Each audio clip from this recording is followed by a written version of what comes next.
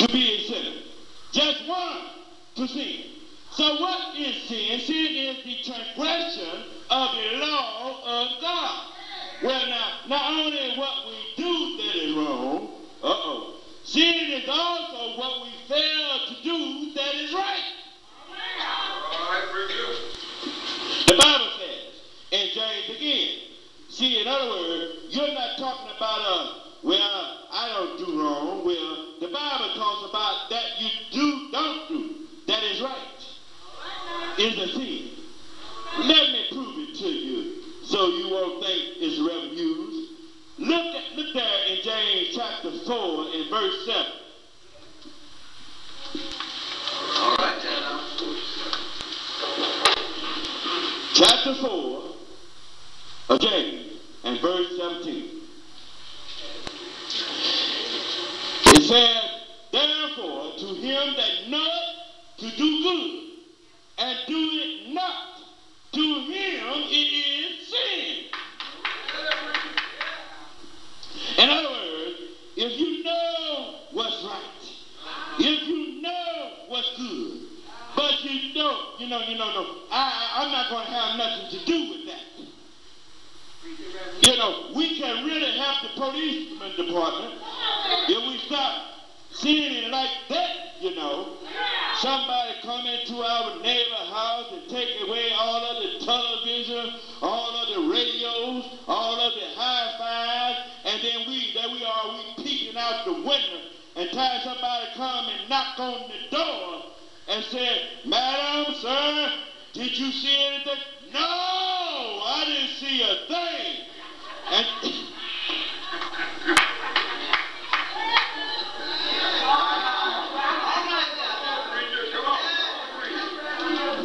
And then you'll please yourself. Well, it's none of my business, I stay out of their business. No! Anytime that you know what's right and you know what's good and you leave it undone, you have faith. All right. Preach it. Now, not only is sin transgression of the law, and not only is sin a failure to do what ought to be done, but the Bible also teaches that human goodness without God is sin. Let me prove it to you. Turn to Proverbs chapter 21. And I'm cueing in on verse 4. Chapter 21 of Proverbs, verse 4. And it says, in high look and a proud heart, and the plowing of the wicked in sin. Now notice, if you please, a high look. That's some folks, who keep their head so high until they strut like a peacock, even when they sitting down. Come on with it. That's all. That's all. Go ahead. All right, now. And then a proud look, proud heart. But notice next of all, in that C clause, it says, and the plowing of the wicked is sin. Yeah. But, Reverend Hughes, I don't understand that. Well, here is a farmer, and he's got the tractor plowing up the ground. God says that's sin if he does not know him. But Sister Hughes, ain't nothing wrong with plowing. I know there's nothing wrong with plowing. You're right. But yet God calls it sin. You say, why? I'm glad you asked. Come on with it. Go on, preach. Turn to Isaiah chapter 64. Chapter 64 of Isaiah and verse 6.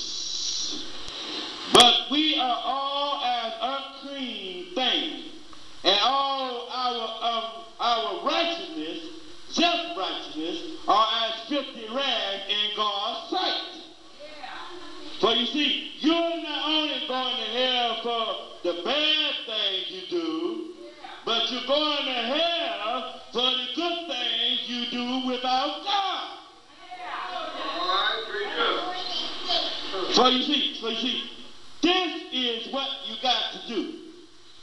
You got to stop believing about him opening blinded eyes, about him opening deaf ears, about him making the lame to walk, about him making the dumb to talk, and start believing on him. Now let me show you how believing on him is.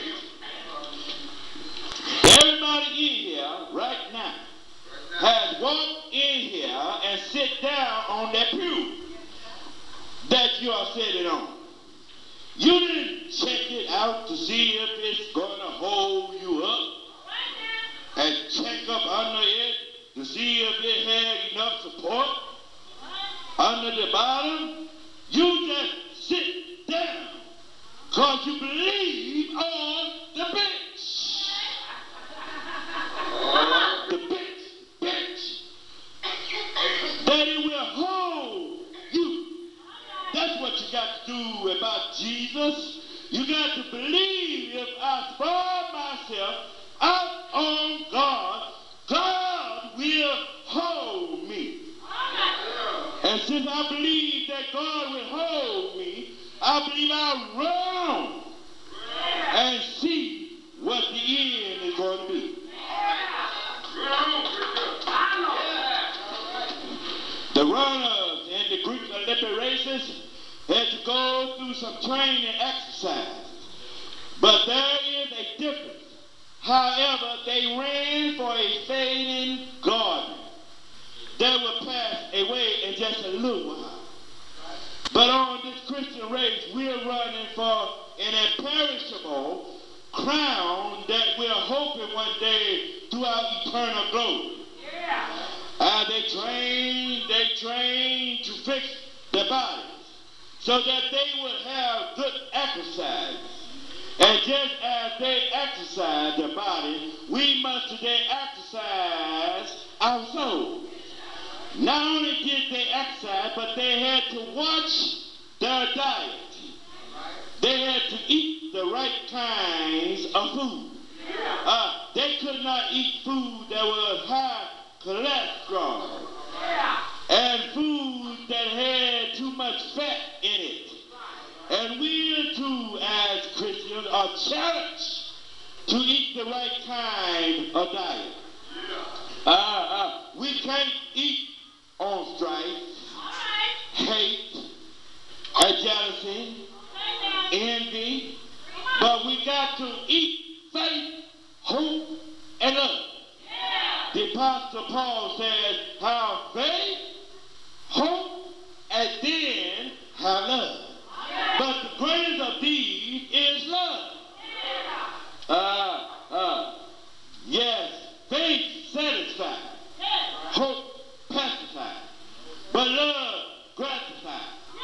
Faith believes, hope waits, but love does. Faith dares, hope spares, but love shares. Faith observes, hope conserves, but love preserves. Faith gains, hope retains, but love sustains. Faith inspects, hope expects, but love respects. Faith steps out, hope steps on, but love steps right on in. So now, then as Christians, if we are going to feast today, our diet has to be right. We must feast on faith, hope, and then love. And not only that, brothers and sisters, whenever they would run these foot races, they could not run for their own wishes and wants, but they had to run by the rules. The guidelines has already been set. The rules and regulations had already been made. And if they were going to run, they had to run according to the rules.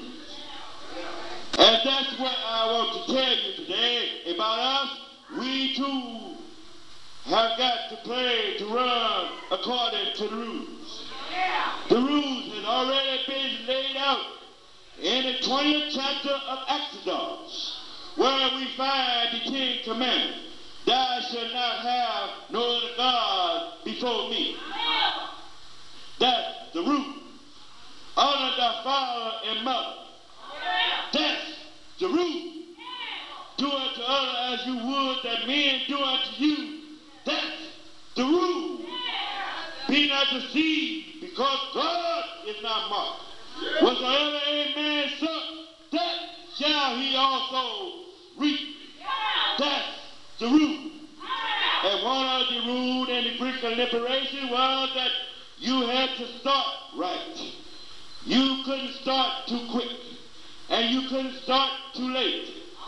But you had to start right on time. That's the way it is in the race of the Christians. We got to start right. We got to start like we ought to. That timekeeper will come down and gather all of the people to the starting line and will drop his handkerchief of blood and drop it, and just at the precise moment, the runner will take off down the track. And so it is with us. If we start too quick or too late in the Christian race, we can easily be disqualified. And how you start is important, but the start is not the main thing. When it comes down to God, start is all right, but the finishing line is not at the start. Learning what a wonderful Savior you found is not at the start. Growing richer in grace is not at the start. Oh, I love to see sinners come and join the church. And every now and then we have some who are new babes in the church. And they testified, and I like to hear that. But then you don't see them around after a while. Because that's just at the start. I love to see them come down the aisle, give the preacher their hand and guard their heart, but that's the start. I love to see sons and daughters who are buried in the water come up shouting and nobody doubting, everybody singing and everybody shouting, singing on German storm and bass I stand, but that's ain't nothing but the start. It's at the end that counts. And that's why I decided today, I believe I'll run on.